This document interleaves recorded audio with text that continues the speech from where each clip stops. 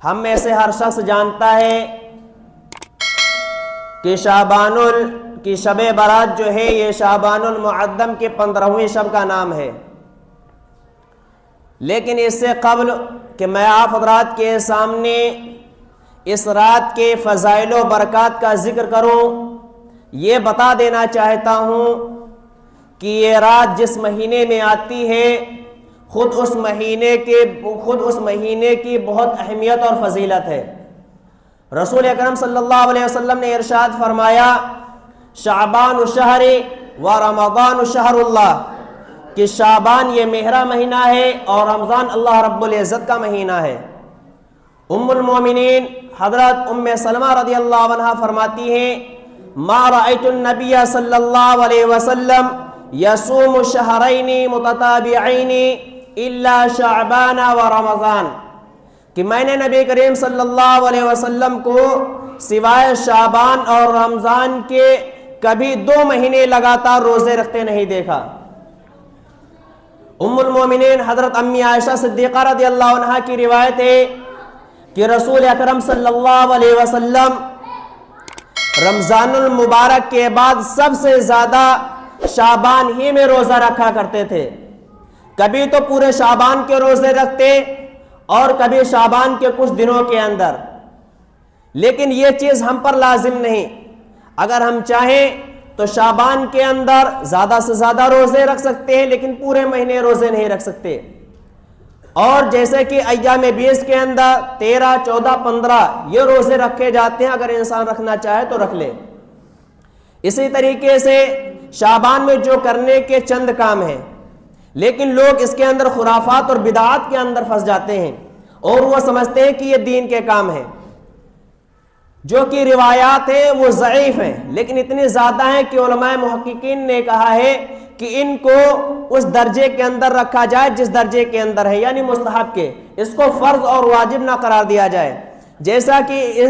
اس رات میں لوگ پورے ہجوم کے ساتھ قبرستان جاتے ہیں اور چراغاں کرتے ہیں، یہ تمام تر چیزیں ان کا شریعت سے کوئی لینا دینا نہیں۔ لیکن اگر کوئی انسان پوری زندگی میں ایک مرتبہ آپ صلی اللہ علیہ وسلم کی سنت کو سمجھتے ہوئے چلا جائے کہ اللہ کے نبی علیہ السلام پوری حیات طیبہ میں صرف ایک مرتبہ شعبان میں گئے تھے، تو میں بھی تنہا جاؤں گا اور وہاں مردوں کو جا کر احسان ثواب کر دوں گا، تو کوئی حرج نہیں۔ لیکن اس کا رخ جو ہے وہ موڑ دیا گیا ہے۔ ہوتا یہ ہے کہ ہم چراغاں کرنے کی نیت سے پوری ٹولیاں کی ٹولیاں جاتی ہیں اور قبرستان کے اندر وہ تمام تر کام کرتے ہیں جن کا شریعت سے کوئی لینا دینا نہیں۔ دوسرا کام یہ ہے کہ انسان اس رات میں عبادات کے اوپر زور دے، اپنے نفس کا محاسبہ کرے، عبادات کرے، ذکر و اذکار کرے، تلاوت کرے، لیکن کسی کو بلا کے پورا مجمع اکٹھا ہو اور پھر اس کے ذریعے سے نوافل کی جماعت کرائی جائے، یہ سب درست نہیں۔ اگر آپ کو نماز پڑھنی ہے آپ اپنے گھر کے اندر پڑھیے، اللہ کے نبی نے فرمایا اپنے گھروں کو قبرستان نہ بناؤ، آپ اپنے گھر کے اندر نمازیں پڑھیں۔ مسجد کے اندر بھی آنا چاہیں، رات کی تنہائی میں آئیں، اللہ سے روئیں، گڑ گڑائیں، تلاوت کریں، لیکن کوئی چیز جو شریعت کا جو حکم ہے اس کو وہیں تک رکھنا چاہیے، اس سے زیادہ یعنی افراط و تفریط کا انسان کو شکار نہیں ہونا چاہیے۔ اور ایک ہی دوسرے دن روزہ رکھا جائے، تو اگر کوئی انسان روزہ رکھنا چاہے تو رکھ لے، اور جو نہ رکھے اس پر ملامت نہیں کیا جا سکتا، یعنی مستحب کے درجے میں رکھا جائے۔ تو یہ چند کام ہے جو شعبان کے اندر ہمیں کرنے ہیں، اگر کوئی کرنا چاہے تو کرے اور جو نہ کرنا چاہے اس پر ملامت نہیں۔